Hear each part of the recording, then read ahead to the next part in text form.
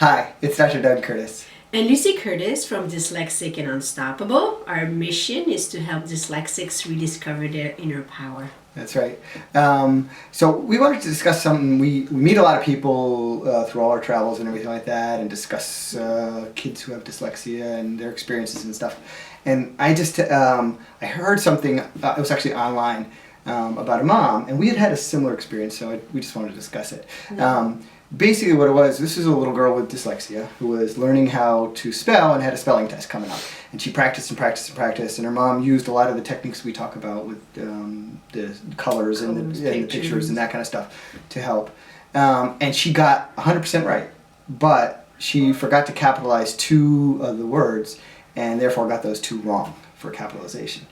And it just brought up a lot of stuff. Yeah. So, I mean, maybe we can talk from our perspective. I remember, what you think about that. Or for me is, I understand a part of it that, if this is what you're expecting, you don't want to say, okay, well, for you, it doesn't count, and this one counts. But at the same time, you have to individually look at the child and realize how much effort she put in and see, in the grand scheme of things, it's not important. Right, yeah.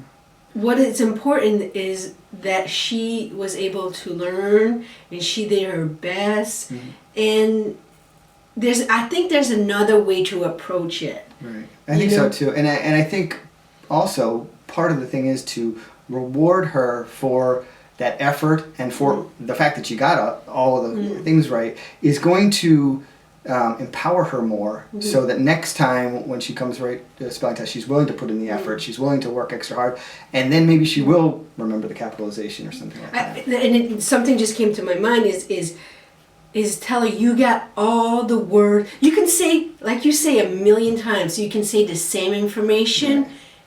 And I always go to him when I have to do something so it's diplomatic, because you say the same thing as I do. I'm more emotional, and you're more, and I appreciate that sometimes. I need that. And I think that if you can say, honey, you've got all the words right.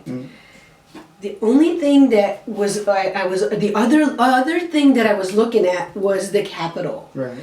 And so it doesn't make it that it's not exactly the way she wanted it, but at the same time, you're rewarding her, instead of those big X's, which go right into their heart. Oh, it's so painful, and I think it's not necessary. Right. It is not necessary. Right. And I think one of the other things is, as parents, we know that we're going to bump up against this in the school system. We're going to bump up against this in life and that kind of stuff. And part of it is also from the parents' perspective is to reinforce that, like you said, oh my gosh, you were amazing. You got all these questions all right, so that your child realizes that, so that going forward, he or she has the that unstoppable spirit that we always talk about. So. And to me, it brings all this thing about life. Life is not black and white. It never is. It never will be. So there's this gray area that you have to live in. And if you know that this child works so hard, you can say the same thing without being so. You need to focus on the positive, so that child, people don't realize how hard they really hard work they do, and it is lost sometime and very frustrating. For me, it hurts my feelings, because I see Felix Alexander, our son, work really hard, and then he'll make a mistake or something, and the teacher says something, and I'm like, that's just one little part of it. It's just one little thing out of this whole beautiful thing that he created, right? But he knows that he comes home and he's safe. Right. So he found the tools. We call him the Teflon, right? The Teflon, because he's able to see. He did his best, he tried his best, and he knows it, and he's like, put the comments aside, and it's amazing. I find that incredible, right? And maybe that's the part of it, is with dyslexia, these really smart kids are not always going to be recognized, right? Especially like in honors and things like that, because like in Met, Felix Exner does honors, but sometimes misalignments that comes in there, so sometimes you don't get the score you deserve or something. Right. So, but they need to know that Right. still they're worthy. They're Exactly. doing their best, and Yeah. And I think that's the main message. We always say our mission is to empower kids with dyslexia to find their inner power. And